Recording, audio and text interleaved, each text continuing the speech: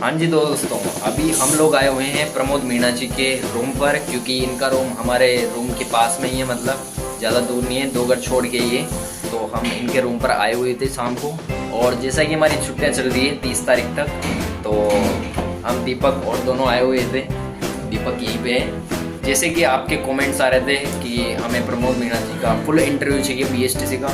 ये केवल BSTC students के लिए जो BSTC करना चाहते हैं उनके गाइडेंस के लिए ये। तो हमारे प्रमोद मीणा जी आज आपको फुल इंटरव्यू देंगे, क्या क्या उन्होंने पढ़ा था, कितने महीने की तैयारी थी, सब कुछ इस वीडियो में बताएंगे। तो चलो इंटरव्यू को स्टार्ट करते हैं। तो हमारे साथ में यहाँ पर प्रमोद मीणा जी। सबसे पहले तो ये बताइए सर, आप कहाँ से बिलोंग करते हो? जी, मैं कोटा जिला से सुल्तानपुर की तरफ जाड़गांव झोंपड़े से बिलोंग करता हूँ। तो सर आपके इस BSTC में कितने नंबर थे इस साल? जी, मेरे 450 नंबर थे। 450 नंबर थे, अच्छा। और ये आपका कौन सा प्रयास था?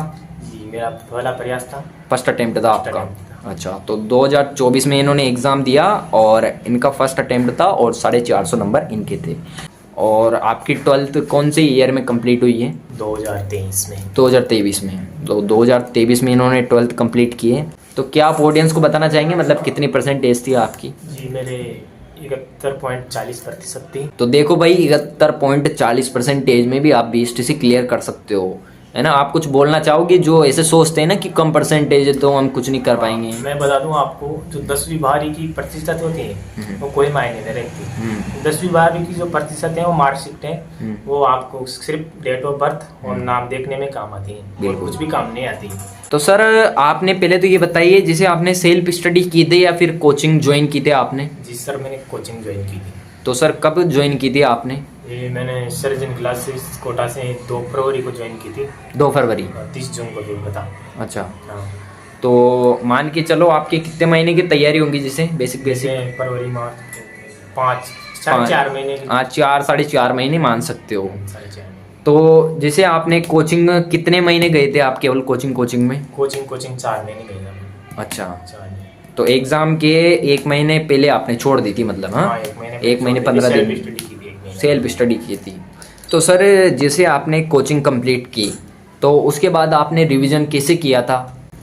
रिवीजन कैसे किया था? जैसे पहले तो मैंने कोचिंग के नोट्स बनाए, फिर उनको नोट्स बना के आकर शाम को पढ़ता था, फिर उसके बाद में डेली रिवीजन करता था, क्योंकि रिवीजन ही सक्सेस का बहुत बड़ा मेन पॉइंट वही है। तो जैसे सर क्या होता है कि कई बच्चे कंफ्यूज रहते हैं कि हम किस सब्जेक्ट को ज़्यादा ध्यान दें या फिर किस सब्जेक्ट को हम छोड़ सकते हैं, तो उसके लिए कुछ बताओ आप। मैं बता दूं आपको, आप छोड़ तो किसको भी नहीं सकते, पर आप ऐसा छोड़ सकते हो जैसे राजवंश है हिस्ट्री में, तो आप राजवंश को छोड़ सकते हो, क्योंकि राजवंश सबको आए थे। पेपर वाला राजवंश नहीं पूछता। अभी सीट का पेपर आए आज, तो उसमें भी राजवंश का क्वेश्चन है। हमारे BSTC का हुआ था, उसमें से खांच के 1 या 2% आया था। राजवंश बहुत बड़ा है, मेवाड़ी कितने बड़ा है, 1 महीने में तो मेवाड़ पूरा होता है। आपको जब तैयारी कर रहे हो तो आपको लग जाएगा कि कौन सा टॉपिक इम्पोर्टेंट है, कौन सा सही नहीं है, उसको छोड़ सकते हो आप, आपको लग जाएगा। अब ये बताइए आप, जैसे आपने नोट्स के अलावा भी कुछ और बुक्स पढ़ी थी क्या? जी नहीं, नोट्स के अलावा मैंने कुछ नहीं पढ़ा, क्योंकि बहुत से कहते हैं कि 4-5 किताबें पढ़ने के बजाय एक किताब को ही 4-5 बार पढ़ो, क्योंकि वही रामबाण साबित होती है आखिर में जाके। बिल्कुल। जो 4-5 किताबें पढ़ते हैं वो कहीं के नहीं रहते, वो तो इधर के रहते हैं ना उधर के रहते हैं। तो चलिए हम आपको दिखाते हैं अब कि हमारे प्रमोद जी मीणा जी ने कौन कौन से नोट्स पढ़े थे, क्या क्या बनाया था, किस तरीके से बनाया था। तो चलिए सब बताते हैं आपको। तो चलो एक एक करके आपको सब बताते हैं कि श्रीमान प्रमोद जी मीणा जी ने कौन कौन से नोट्स या फिर कौन कौन सी बुक्स पढ़ी थी। तो चलिए सर बताइए एक एक करके।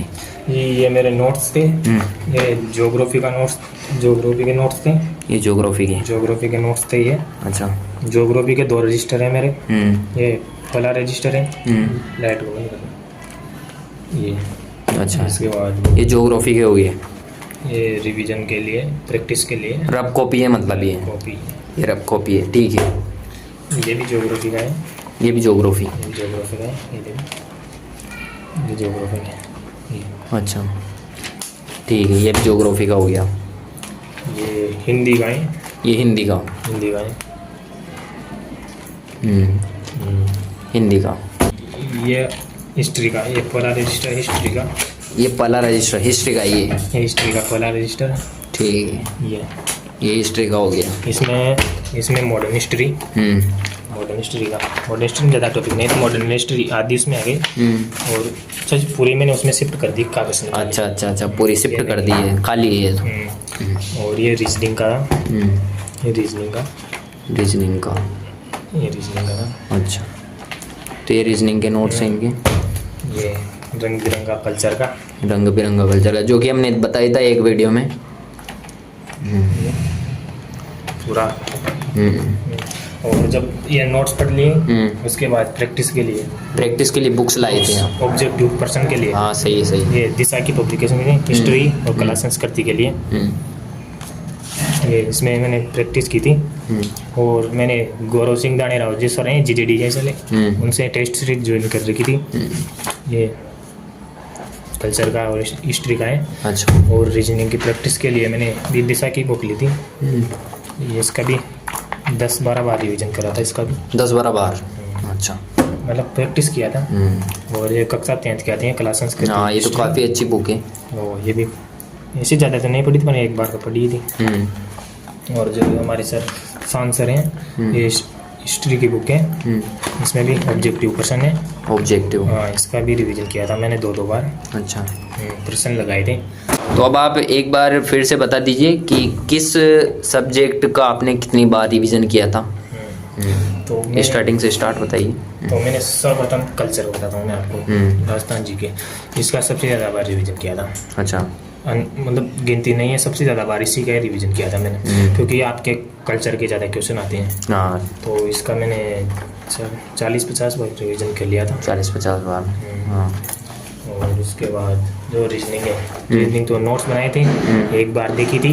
उसके बाद वो दिशा पब्लिकेशन की बुक थी, उसमें ऑब्जेक्टिव क्वेश्चन लगवाए थे। ठीक है। और ये हिस्ट्री है। हिस्ट्री मैंने राजवंश बिल्कुल भी नहीं पढ़े, क्योंकि राजवंश के क्वेश्चन नहीं आते, 1-2 क्वेश्चन आते हैं, उसकी कोई चिंता भी नहीं थी मुझे। मॉडर्न हिस्ट्री बहुत पढ़ी थी मैंने, बहुत बार पढ़ी थी। मतलब ये भी कल्चर की तरह ही पढ़ा था मैंने, मॉडर्न हिस्ट्री। ठीक है।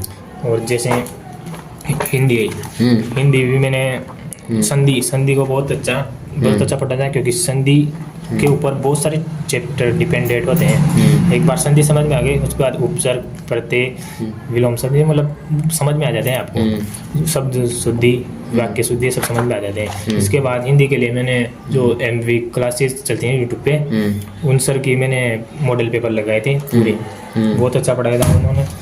जिसके बाद ये ज्योग्राफी 2 नंबर वाला, इसमें भौतिक प्रदेश, नदियाँ, जिले ये वाली है। अच्छा, ठीक है। जिसके बाद ये बता दिया। दूसरे अब मैं बताता हूँ आपको कि टेस्ट सीरीज क्यों देना क्यों जरूरी है।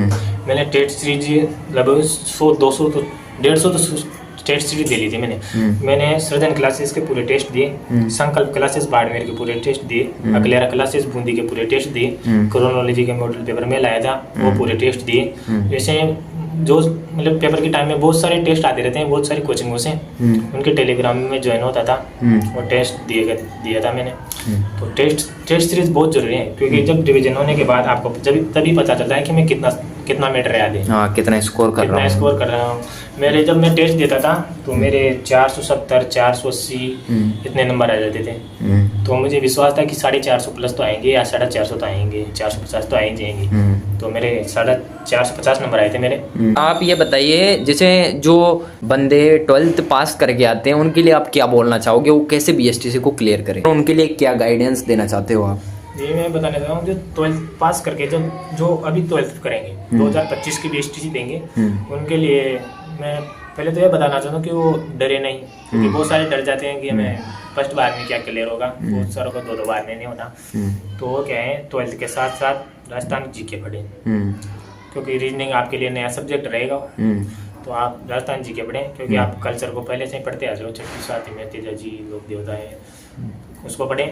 इसके बाद जैसे आपके 12th के पेपर होते हैं, रिजल्ट का इंतजार नहीं करें, क्योंकि आपको जब आप पेपर देते हो तभी आपको पता चल जाता है कि हम पास होंगे या नहीं। तो रिजल्ट का इंतजार नहीं करें, तो और तैयारी में लग जाएं तभी से। तो सर, जैसे आपने कोचिंग तो की थी, उसके नोट्स पढ़ ही लिए थे आपने, तो उसके बाद जैसे आपका यूट्यूब ने किस तरीके से साथ दिया और कौन कौन से सर थे जिन्होंने साथ दिया आपका? जी, यूट्यूब ने भी मेरा बहुत साथ दिया। जैसे शिक्षण अभिरुचि के लिए दिनेश आजना सर, हिंदी के मॉडल पेपर के लिए MV स्कूल सर, वो उनका MV क्लासेस। MV classes. और सर जैसे आप जब तैयारी कर रहे थे तो कभी आपको जैसे डिमोटिवेट भी होते थे क्या आप, जैसे कि आज तैयारी नहीं करे यार? तो सबके साथ होता है डिमोटिवेट तो जो दिनेश आजना सर थे उनको हमको क्लास में डांट देते थे। मतलब जो हमको जो क्वेश्चन मतलब गलत हो जाता था हमसे, वो हमें क्लास में डांट देते थे कि बोला था कल तो करवाया था कैसे डिलीट हो गया। तो हमें थोड़ा ये फील होता था कि सर बहुत हमारे लिए बहुत अच्छा सोचते हैं, मतलब बहुत अच्छा सोचते हैं, हमारे ये चाहते हैं कि इनका सिलेक्शन हो। तो आप दिनेश आजना सर को जरूर फॉलो करना, जरूर फॉलो करना, मैं ये कहना चाहता हूँ। अब मैं एक बात और बता दूँ, जो आपको जब 20 का पेपर होगा तब जिस टाइम में जब यूट्यूब में बहुत सारे ऑब्जेक्टिव क्वेश्चन लेकर आएंगे तो उनके चक्कर में मत पड़ना, वो सिर्फ आपका टाइम वेस्ट करते हैं। क्योंकि जब ऑब्जेक्टिव क्वेश्चन से सिलेक्शन हो जाता तो बंदे इतनी तैयारी क्यों करते हैं? कई लोग आते हैं ना जो ज्ञान देते हैं कि भाई ऑब्जेक्टिव कर लो बस उससे पास हो जाएंगे, 10 दिन पढ़ के पास हो जाएंगे। कुछ नहीं होता यार, जब बंदे 6 महीने से तैयारी करते हैं उनका कुछ नहीं हो रहा तो जब ऑब्जेक्टिव क्वेश्चन से कैसे सकता है? ऑब्जेक्टिव क्वेश्चन तब काम करते हैं जब आपको 1-2 बार रिविजन हो पूरा नोट्स का। जब 1-2 बार रिविजन हो तो आप प्रैक्टिस के लिए लगा सकते हो। सर का बहुत बहुत धन्यवाद, इन्होंने अपना कीमती समय देकर हमें इनकी कुछ बातें बताई, इनका एक्सपीरियंस बताया, तो इसके लिए बहुत बहुत धन्यवाद सर।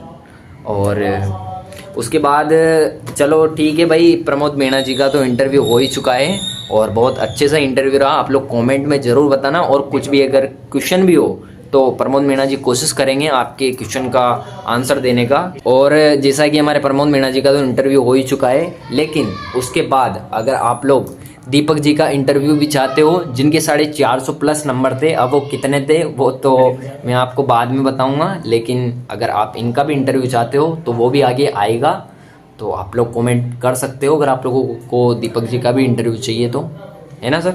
हाँ सर, बता सकते हैं। ये भी इनके भी मुझसे ज़्यादा नंबर थे, बहुत अच्छे से बताएंगे आपको। और अभी तो रुको, क्लाइमैक्स अभी बाकी है।